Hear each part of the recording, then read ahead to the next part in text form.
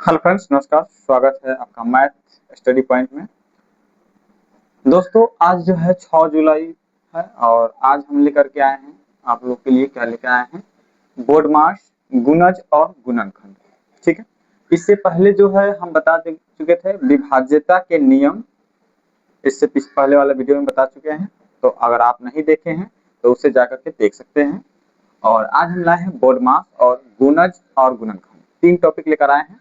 चलिए इस वीडियो में देखेंगे बेहतरीन रूप से, अच्छा तरह से। देखिए, पहला मेरा टॉपिक है, क्या है? बोर्ड मास। क्या है?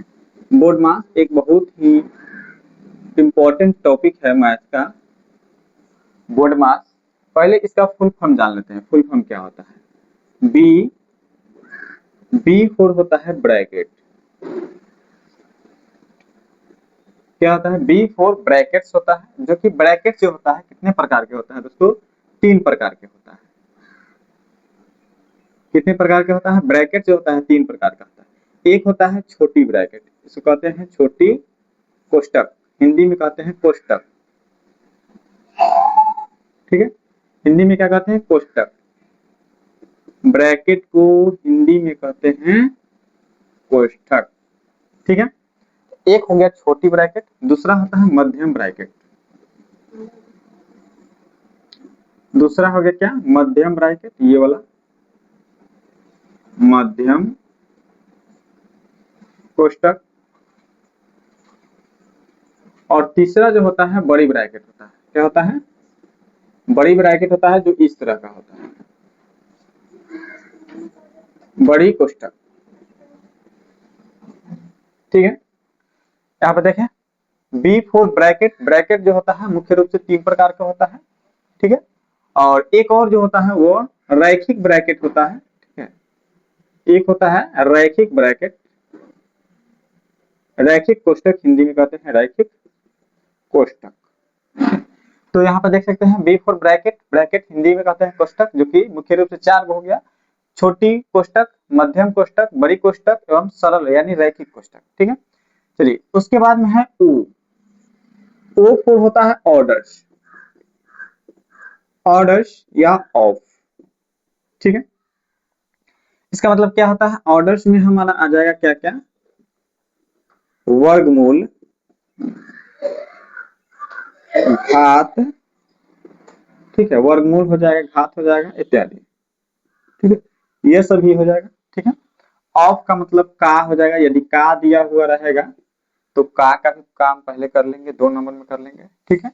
उसके बाद में आता है डी। और डी फॉर होता है क्या? डिवीजन। DIVISION, division. क्या होता है? डिवीजन। और डिवीजन का हिंदी क्या होता है? भाग होता है। क्या होता है? भाग होता है। उसी तरह से अगर हम देखें एम, एम फॉर मल्टीप्लिकेशन होता है। क्या होता है दोस्तों? मल्टीप्लिकेशन, जिसको हम क्या कहते हैं?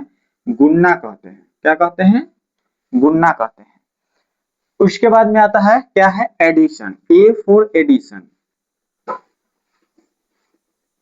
एडिशन जिसको हम कहते हैं जोड़। और सबसे लास्ट में आता है सब्ट्रैक्शन। सब्ट्रैक्शन जिसको हम कहते हैं, क्या कहते हैं? घटाव। क्या कहते हैं? घटाव। देखिए, फुल फॉर्म जो है बोर्ड मास का बहुत ही इजी तरीके से आप समझ सकते हैं। क्या है बोर्ड मास? पहला B for bracket. Bracket Hindi में कहते हैं कोष्टक। और यह मुख्य रूप से कितने प्रकार के होते हैं? 3 प्रकार के होता है। एक होता है रैखिक ब्रैकेट, तो 4 हो गया। ठीक है। क्या होता है? छोटी कोष्टक, मध्यम कोष्टक और बड़ी कोष्टक। बड़ी कोष्टक। अब देखिए, एक होता है रैखिक कोष्टक। ठीक है। उसके बाद ओ फॉर ऑर्डर्स या ऑफ। ठीक है। ऑर्डर में क्या क्या आ जाएगा? वर्गमूल आ जाएगा, घनमूल आ जाएगा, घात आ जाएगा। ठीक है। ये सब। और ऑफ का मतलब का भी होगा। ठीक है।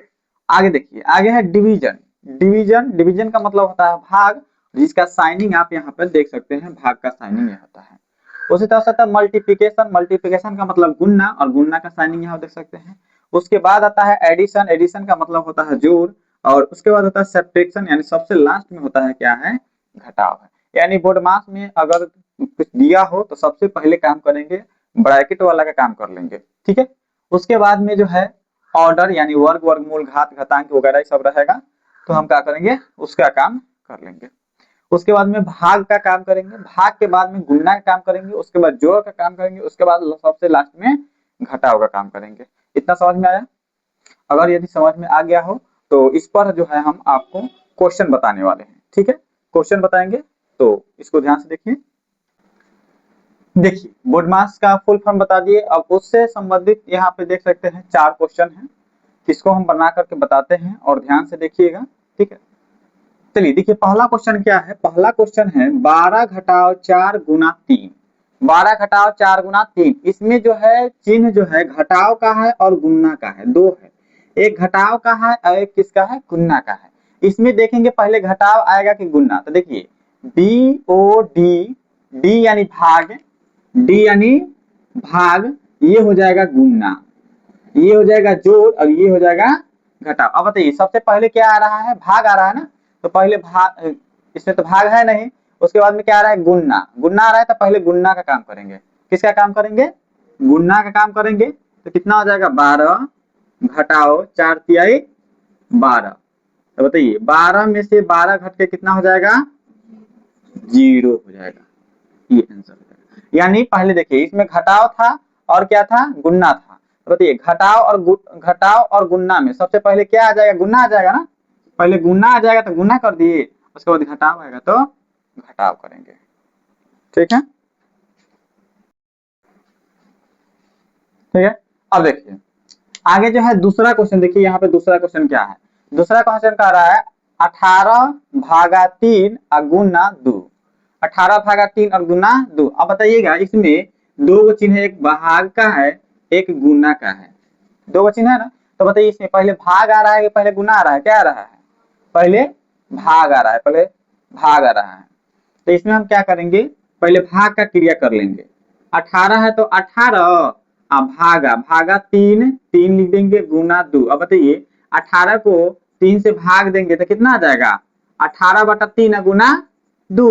तो 3 से कितना होता है, 6 मतलब कर जाएगा 6 गुना 2 का 2, 6 दूना कितना होता है 12 आंसर। ठीक है, अब आगे देखिए तीसरा का क्वेश्चन। देखिए तीसरा क्वेश्चन यहाँ पे है, देखो तीसरा का क्वेश्चन क्या है, 20 घटाओ कोष्टक, छोटी कोष्टक है, 8 भागा 2 प्लस 3 का स्क्वायर। अब इसमें हम सबसे पहले काम किसका करेंगे, तो देखिए सबसे पहले यहाँ पे ब्रैकेट भी है, तो सबसे पहले बी फोर ब्रैकेट आता है, तो ब्रैकेट में जो भी चीज रहेगा उसका काम कर लेंगे। ठीक है, तो यहाँ पे 20 है तो 20 घटाओ इसका काम करेंगे, तो 8 बटा 2, भाग है तो भाग में कर देंगे, प्लस 3 का स्क्वायर। अब देखिए इसको भाग करेंगे तो कितना मतलब कर जाएगा, 4 मतलब 20 घटाओ 4 प्लस 3 का स्क्वायर।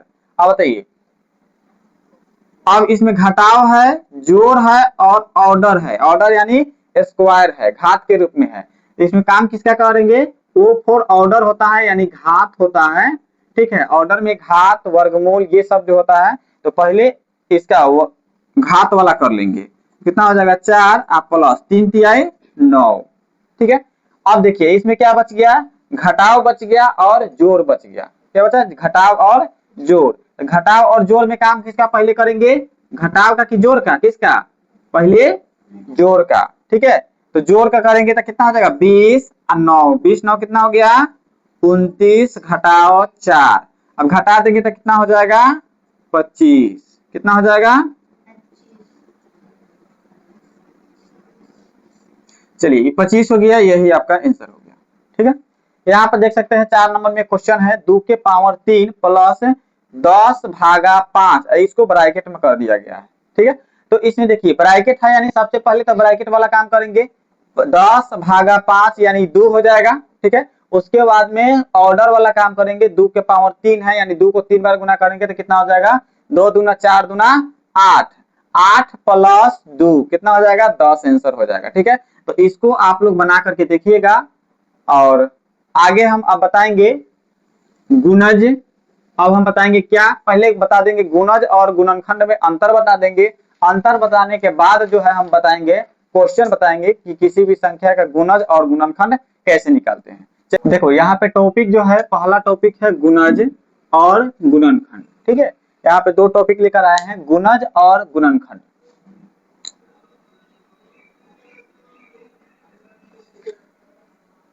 गुणज और गुणनखंड है, यहाँ पे देख सकते हैं। दोनों में अंतर क्या है उसको हम देखने का प्रयास यहाँ पे करेंगे। पहले किसी संख्या को 1 2 3 4 किसी भी संख्या से गुणा करने पर जो हमें प्राप्त होता है उसे हम क्या कहते हैं, गुणज कहते हैं। क्या कहते हैं, गुणज कहते हैं, मल्टीपल कहते हैं। मल्टीपल का मतलब ही होता है गुणा। ठीक है, तो किसी भी संख्या में किसी संख्या से यदि हम गुणा कर देते हैं तो हो जाएगा हमारा, क्या हो जाएगा, मल्टीपल हो जाएगा। ठीक है, वही गुणनखंड क्या होता है, गुणनखंड होता है जिस संख्या में किसी संख्या से भाग देने पर यदि शेषफल शून्य हो जाए, कितना हो, शेषफल जो हो शून्य हो, तो वह संख्या जो क्या कहलाएगा, गुणनखंड कहलाएगा। ठीक है, इसमें गुणा करने पर जो संख्या प्राप्त होता है उसे गुणज कहते हैं, और इसमें गुणनखंड में क्या होता है, भाग देने पर जो संख्या प्राप्त होता है उसे हम क्या कहते हैं, गुणनखंड कहते हैं। ठीक है, दूसरा क्या है, गुणज की संख्या अनंत होती है। गुणज की संख्या क्या होती है, अनंत होती है। ठीक है, लेकिन गुणनखंडों की संख्या जो होता है अनंत नहीं होता है, उसकी संख्या जो होता है वह सीमित होता है। क्या होता है, सीमित होता है। वही बात करें, गुणज गुणज मूल संख्या के बराबर होता है या उससे बड़ा होता है, उससे छोटा नहीं हो सकता है। ठीक है, गुणज जो है मूल संख्या से बराबर होगा या उससे बड़ा होगा, छोटा नहीं होगा। लेकिन गुणनखंड में जो है, गुणनखंड में जो संख्या होता है वो हमेशा मूल संख्या के बराबर या उससे छोटा होता है। ठीक है, मूल संख्या से छोटा होगा या बराबर होगा, उससे बड़ा नहीं होगा। लेकिन गुणज में मूल संख्या से बड़ा होगा, बराबर होगा नहीं तो बड़ा होगा, लेकिन इसमें क्या होगा कि छोटा होगा नहीं तो बराबर होगा। ठीक है, तो ये दोनों में कुछ अंतर है जिसको आप देख सकते हैं स्पष्ट रूप से। गुणज जो है हमेशा हम गुना करके निकालते हैं, जबकि गुणनखंड को जो है हमेशा भाग करके निकालते हैं। और भाग जब करेंगे, शेषफल शून्य होगा तभी उसका गुणनखंड होगा, शेषफल शून्य नहीं होगा तो वो गुणनखंड के रूप में नहीं होगा। ठीक है, यहाँ पे क्वेश्चन दिया हुआ है, दो क्वेश्चन है, इसको हम बना करके देखते हैं। ठीक है, दोनों निकाल के देखते हैं, गुणज निकालेंगे और एक बार गुणनखंड निकालेंगे। ठीक है, चलिए, हम पहले ही बोले हैं क्या कि गुणज जो निकालते हैं वो गुना करके निकालते हैं। तो यहाँ पे देखिए 12 है, 12 में 1 से गुना करेंगे, कितना आ जाएगा, 12 एकम 12। ठीक है, उसी तरह से यहाँ पे 12 में 2 से गुना करेंगे, 12 दूना 24। 12 में 3 से गुना करेंगे, 12 तिहाई 36। 12 में 4 से गुना करेंगे, 12 चौका 48। इस तरह से अनलिमिटेड आते रहेगा। ये सब हमारा क्या होगा, 12 25 60। ये सभी जो है ये सब क्या है, गुणज है। किसका गुणज है, 12 के गुणज ये सभी हो जाएगा। ठीक है, और आते रहेगा, इसका कोई लिमिट नहीं है। पहले ही बताए हैं कि इसका कोई, ये अनंत होता है, इसका कोई सीमित नहीं होता है। ठीक है, तो ये आपका देख सकते हैं, ये अनंत है। अब देखेंगे, अब यहाँ पे 12 के गुणनखंड निकालेंगे। क्या निकालेंगे, गुणनखंड निकालेंगे। तो देखिए, जिस तरह से इसमें निकाले हैं इसी तरह इसमें भी निकालेंगे। बताइए, इसमें क्या करेंगे, भाग करेंगे। इसमें क्या किए हैं, गुना किए हैं, इसमें क्या करेंगे, भाग करेंगे। तो देखिए 12 भागा 1, तो 12 में 12 में क्या करेंगे, 12 बटा 1 करेंगे तो पूरा पूरा कर जाएगा ना, 12 मरतबे, 12 मरतबे करेंगे तो आपका एक भी एक क्या हो गया, गुणनखंड हो गया। ठीक है, 12 का गुणनखंड 1 भी हो गया। ठीक है, अब क्या करेंगे, 12 भागा 2, तो 12 भागा 2 यानी 12 बट्टा 2 कर जाएगा, का मरतबे 6 मरतबे कर जाएगा, तो 2 भी आपका क्या हो गया, गुणनखंड हो गया। ठीक है, उसी तरह से हम कटाएंगे, 12 भागा 3 यानी 12 बटा 3 यानी कर जाएगा, का मरतबे 4 मरतबे, तो आपका क्या हो गया, 3 भी एक गुणनखंड हो गया। 12 भागा 4 तो कितना हो जाएगा, 12 बटा 4 यानी 3 मरतबे कर जाएगा, यानी 4 भी आपका क्या हो गया, गुणनखंड हो गया। उसी तरह से 12 भागा 5 यानी 12 बटा 5। अब बताइए 12 बटा 5 पूरा पूरा कटेगा, नहीं कटेगा ना, नहीं कटेगा, तो ये आपका गुणनखंड नहीं होगा। 5 जो है आपका 12 का गुणनखंड नहीं होगा। ठीक है, उसी तरह से हम आगे देखते हैं, 12 गुने 6, तो 12 गुना 12 भागा 6 यानी 12 बटा 6 इसको घटाएंगे 2 मरतबे कट जाएगा, यानी 6 आपका गुणनखंड हो जाएगा। ठीक है, 6 के बाद में 12 के बाद 7 नहीं होगा, 8 नहीं होगा, 9 नहीं होगा, 10 नहीं होगा, 11 नहीं होगा, 12 भागा 12, 12/12 यानी 1 मरतबे कट जाएगा, यानी 12 भी आपका क्या हो गया, गुणनखंड हो गया। ठीक है, तो यहाँ पर देख सकते हैं 12 का गुणनखंड क्या आ रहा है, 1 2 3 4 6 और 12। यह जो है आपका क्या हो गया, 12 का गुणनखंड हो गया। इससे ज्यादा गुणनखंड नहीं हो सकता है, कभी भी नहीं होगा। ठीक है, 12 का गुणनखंड 1 2 3 4 5 6, 6 भी होगा, उससे ज्यादा कभी भी नहीं होगा। लेकिन 12 का अगर हम गुणज की बात करें, 12 का गुणज की बात करें तो यह अनलिमिटेड होगा, इसका कोई लिमिट नहीं है। ठीक है दोस्तों, समझ में आया।